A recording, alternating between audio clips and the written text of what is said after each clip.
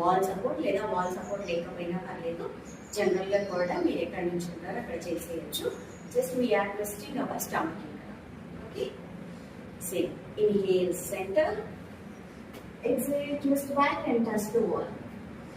Inhale center, exhale twist back, inhale center.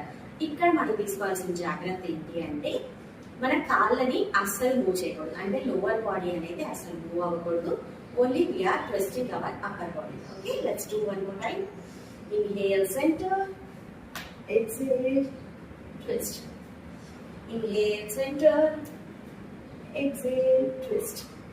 Inhale center. ఇక్కడ wall support లేని వాళ్ళు ఏం చేయొచ్చు అంటే inhale centre, exhale twist. So మీరు ట్విస్ట్ అయ్యేటప్పుడు మీ లెఫ్ట్ షోల్డర్ మీద రైట్ పామ్